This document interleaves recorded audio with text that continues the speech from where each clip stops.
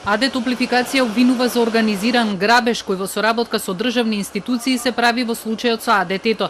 Директорот Димитар Хаџимишев го обвини апелациониот суд дека со потврдување на одлуката за стечај на централата го крши законот.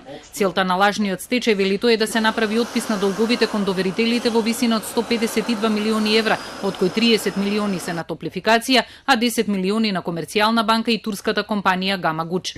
Одлуката според него е скандалозна, зашто веќе поднеле кривични пријави со барање за времена мерка, а случајот го истражува и финансовата полиција.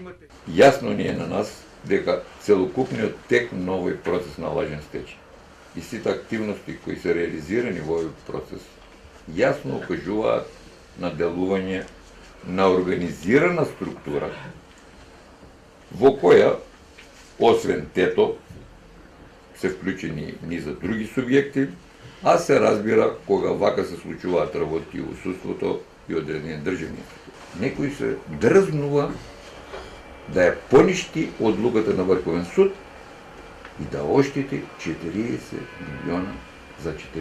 милиона евра фирми од држава. И верујте, око не им трепнува. АД Тето ги отфрла обвинувањата на Топлификација, тврда дека работат законски и дека постапуваат по одлуките на надлежните институции. Тето ја изнесе пред надлежните институции целокупната документација и фактичка состојба и истата, согласно законите, беше прифатена, бидејќи аргументите беа евидентни. Едно од засегнатите страни во јавноста постојано изнесува тврдења кои не се заосновани на факти, ниту се подкрепени со докази. Планот за реорганизација е изготвен според објективни критериуми, согласно сите законски процедури и предвидува рамноправен третман на сите доверители. Топлификација е собственик на 10,8% од акциите на Тето, а мнозински собственик е Битер Холдингс Лимитед, кој пак е собственик на Балкан Енерджи Груп, фирмата која ги снабдува Скопјани со топлинска енергија. Хаџимишев вели дека постојат индиции дека Тето непазарно купувал природен газ од офшор компанија и продавал струја на дефинирана фирма надвор од земјава.